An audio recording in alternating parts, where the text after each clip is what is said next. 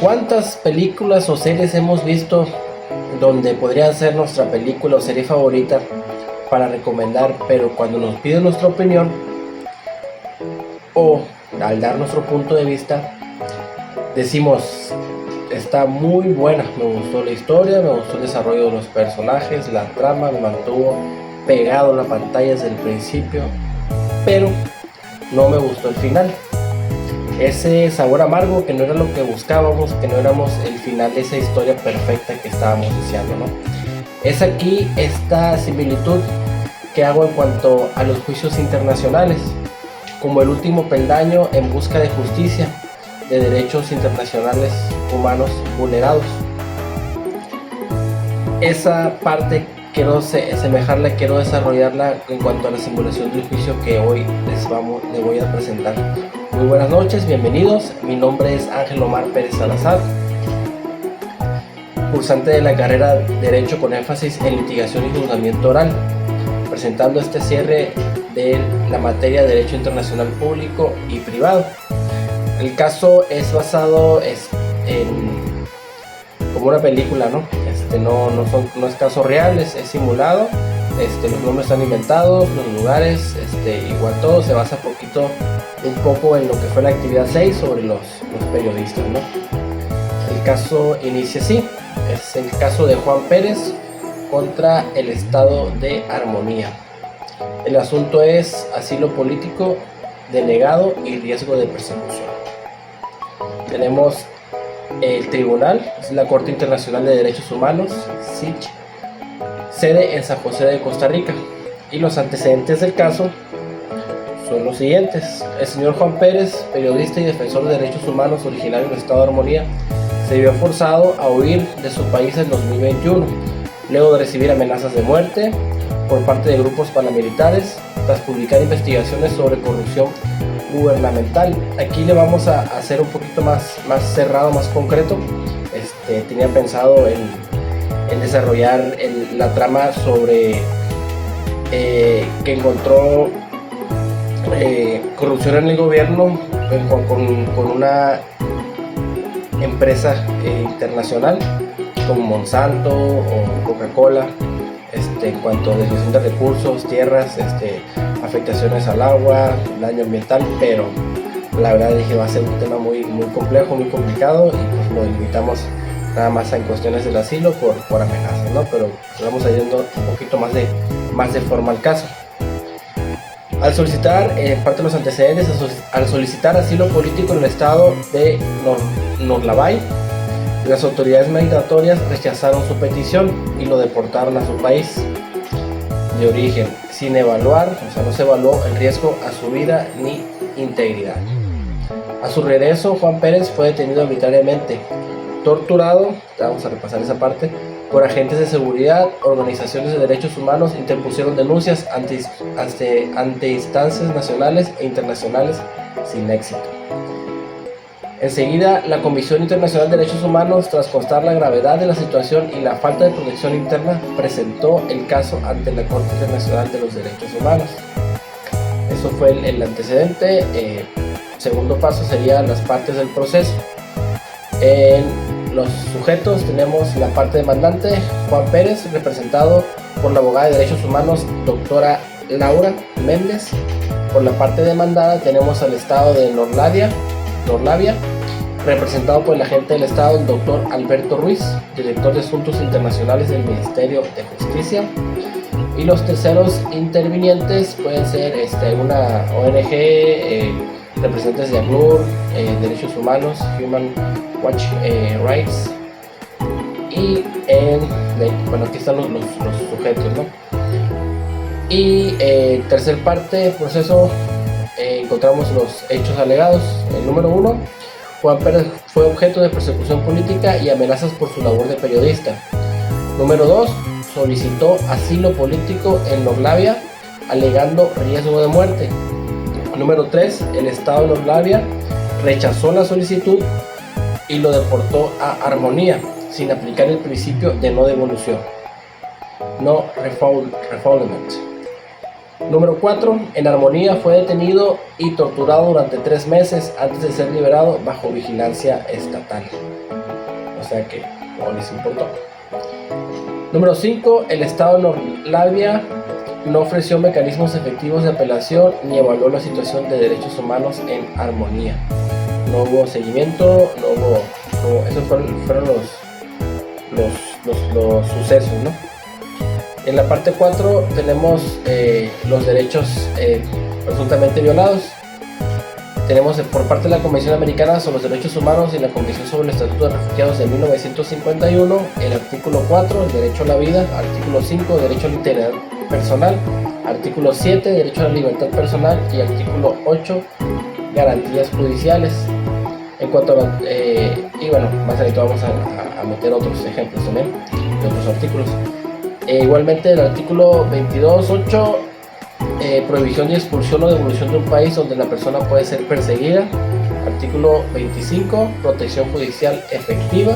Artículo 1.2 y 2, obligación de respetar y garantizar los derechos.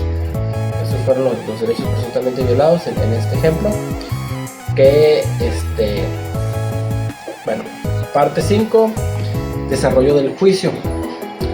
La audiencia pública. La presidenta de la Corte, doctora Elena Baeza, abre la sesión y recuerda el carácter vinculante de las obligaciones internacionales en materia de asilo y derechos humanos como el objeto del juicio, ¿no? Parte segunda, alegato de la parte demandante. En el estado de Norlavia se violó el principio de non-refoulement, piedra angular del derecho internacional de los refugiados, el no rechazo. Al deportar a Juan Pérez sin evaluar su solicitud de asilo, lo que expuso deliberadamente la tortura y persecución, pedimos se declare la responsabilidad internacional y se adopten medidas de reparación. Se presentan las pruebas, testimonios del propio Juan Pérez, que ahorita en la simulación lo vamos a desglosar en la simulación de preguntas, seguido por informes de ACNUR y Amnistía Internacional de las partes que están en el juicio, que evidenciaron los procesos, copias de solicitud de asilo y la resolución de deportación, peritajes médicos sobre tortura.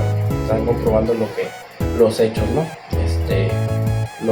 Los hechos y la prueba que resulta que así fue, ¿no? La tercera parte, alegato de la parte demandada. El Estado de Norlavia actuó conforme a su legislación migratoria. El solicitante no cumplía los requisitos para ser considerado refugiado y su deportación se realizó en el marco de la soberanía nacional. No existía prueba suficiente de que su vida corría peligro. El Estado presenta informes internos y documentos legales que justifican la decisión administrativa. Básicamente fue una decisión administrativa, ¿no? En muy resumidas cuentas. La parte 4, la intervención de los jueces. Los jueces interrogan al Estado demandado. Pregunta número 1. ¿Qué mecanismos de protección temporal se ofrecieron al solicitante? ¿Por qué no se consultó a ACNUR antes de la deportación? ¿Se verificó la situación de derechos humanos del país de origen? En esta simulación, el agente no logra justificar la ausencia de su evaluación de riesgo. Parte 5, alegatos finales. Ambas partes presentan sus conclusiones. La presidenta de la Corte declara cerrada la audiencia y anuncia la sentencia. Se notifica por escrito. Sentencia. La Corte Internacional de Derechos Humanos resuelve: declara internacionalmente responsable al Estado de Norlavia por la violación de artículos 4, 5, 22, los que dijimos anteriormente. Ordenar al Estado adoptar medidas legislativas y administrativas para garantizar el respeto al principio de no devolución. Indemnizar a Juan Pérez por los daños materiales y morales sufridos. Aquí en la indemnización de Juan Pérez, los daños morales se pueden, datos curiosos que se han visto cuando sucesos, por decirlo, históricos, algún monumento en el centro de un pueblo, de una ciudad, donde haga reconocimiento de la persona, de la lucha de la persona, ¿no? Como para levantar su moral en cuestiones de indemnizar o de reponer ese daño, ¿no? Ese es un ejemplo. Otro de las órdenes fue brindar medidas de protección internacional al afectado y a su familia, establecer programas de capacitación en derechos humanos para autoridades migratorias. Básicamente como una actualización, ¿no? O sea, si tienes este caso que no se hizo en debido proceso, te está faltando tu ordenamiento jurídico, te está faltando las normas, no estás aplicando, y es como un referendo, ¿no? Otro de los ordenamientos, es disponer garantías de no repetición mediante la creación de una unidad de evaluación de riesgo en solicitudes de asilo. Básicamente que no se vuelva a repetir, ¿no? El impacto del fallo, este caso se convierte en un precedente histórico, como hacía una parte de la indemnización, del reconocimiento de la persona, ¿no? Sobre la responsabilidad internacional de los estados en materia de asilo y refugio, reafirmando que ningún estado puede deportar a una persona a un país donde su vida o integridad corran peligro, sin importar su estatus migratorio. Ese básicamente es el asilo político, ¿no? Este es el caso como en general. Ahora lo vamos a ver el mismo caso, pero en cuestiones como más más dramático, ¿no? Aquí en el diálogo tenemos igual el escenario: Corte Internacional de Derechos Humanos en San José de Costa Rica. Presiden 5 jueces. En ambos lados se encuentran las mesas de las partes. La parte demandante, Juan Pérez y su representante, su abogada. La parte demandada, representante del estado de Norlavia, que comentamos hace rato quiénes son. Y las personas, pues la doctora, los jueces, los abogados, el representante del estado. Aquí vamos a ver una secretaria, pues, y la víctima, ¿no? Pues lo que vimos del mismo caso, es el mismo caso, nomás que aquí lo vamos a desarrollar como más el diálogo, ¿no? Apertura de la audiencia.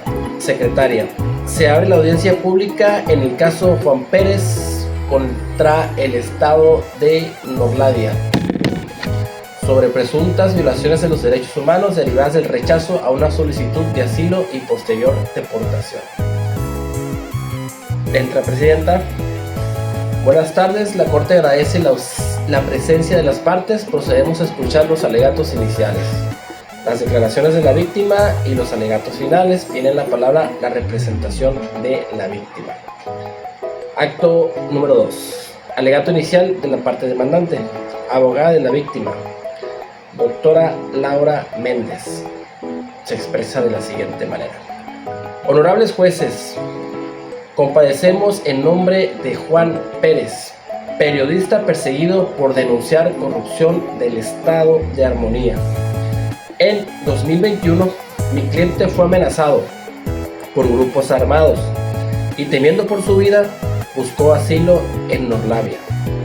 Sin embargo, las autoridades norlavas ignoraron el principio de no devolución y lo deportaron, sabiendo el riesgo que enfrentaba. Como consecuencia, fue detenido y torturado por 3 meses. El estado de Norlavia no solo falló en protegerlo, sino que facilitó la violación de sus derechos a la vida, la integridad y la libertad personal. Solicitamos que esta Corte declare la responsabilidad internacional del Estado y ordene reparación integral. Esa fue la parte de la representación de la demandada, la parte demandada. Acto número 3, testimonio de la víctima. La presidenta llama al testigo Juan Pérez. Secretaria: señor Pérez, ¿jura decir verdad ante esta Corte? Sí, lo juro, dice Juan Pérez. Abogada: señor Pérez, ¿podría contarnos qué ocurrió antes de pedir el asilo? Juan Pérez: publicaba reportajes sobre corrupción policial. Un día Recibí un mensaje de amenaza. Luego atacaron mi casa. La policía no me protegió. Hice maletas y huí con lo poco que tenía. Abogada: ¿qué pasó en Norlavia cuando pidió asilo? Juan Pérez: me entrevistaron solo una vez. No me dieron abogado ni traductor. A las 2 semanas me deportaron. Sin embargo, en el aeropuerto, agentes armónicos me esperaban y me llevaron detenido. Abogada: ¿usted fue torturado? Juan Pérez: sí. Me golpearon, me colgaron de los brazos, me exigían que confesara falsedades. Estuve 3 meses hasta que una organización no gubernamental presionó por mi liberación. Presidenta: gracias, señor Pérez. Señor Pérez, puede retirarse. Acto 4. Alegato del Estado demandado. Presidenta: tiene la palabra el representante del Estado de Norlavia. Representante del Estado, doctor Alberto Ruiz. Habla. Honorables jueces, el Estado de Norlavia actuó conforme a su legislación interna.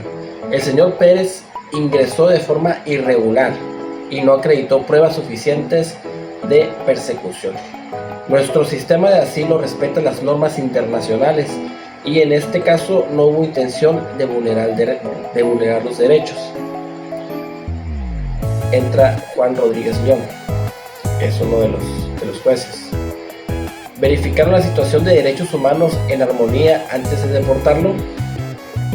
Representante, que es el Alberto Ruiz. No, su caso se evaluó administrativamente según criterios migratorios. Jueza Silvia Torres: ¿consultaron con ACNUR o alguna autoridad internacional? Nuevamente el representante Alberto Ruiz: no se consideró necesario. Presidenta: queda registrado. Acto número 5. Alegatos finales. Abogada de la víctima, la doctora: la deportación sin evaluación de riesgo constituye violación de principio de no devolución, porque no se puso atención, no se revisó el caso completo, nomás fue una entrevista y no fue evidente que no se evaluaron los hechos. El Estado sabía que mi cliente podría ser perseguido y aún así lo entregó a sus verdugos. Pedimos justicia, reparación y garantías de no repetición, que básicamente fue parte de la sentencia, ¿no? Lo que vimos en la otra explicación. Entra el representante del Estado: pedimos que la Corte que considere que Norlavia actuó sin dolo en ejercicio de su soberanía y que no se acredite responsabilidad internacional. Respuesta. Acto número 6. Deliberación y sentencia. Los jueces se retiran por unos minutos y regresan para leer el fallo, ¿no?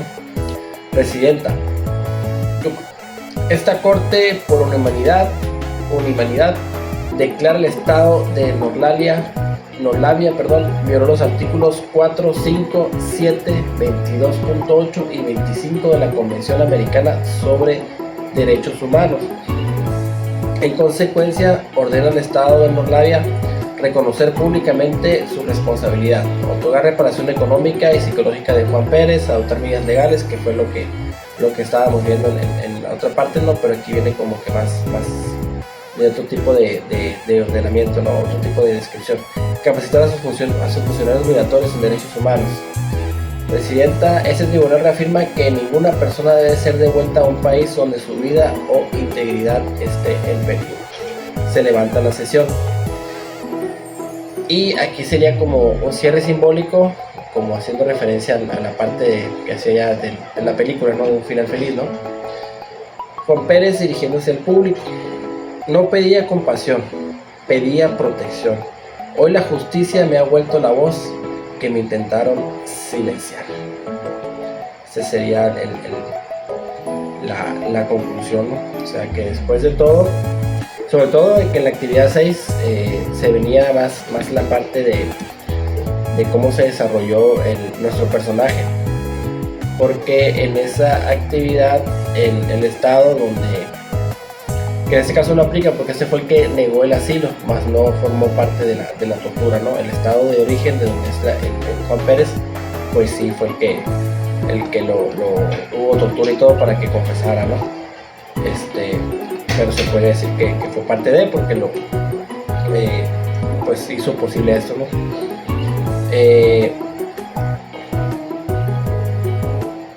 Y pues como conclusión se puede decir que el juicio demuestra cómo los tribunales internacionales sirven como última instancia de protección cuando los estados incumplen sus obligaciones frente al derecho al asilo. La decisión reafirma que el respeto a la dignidad humana está por encima de la soberanía migratoria.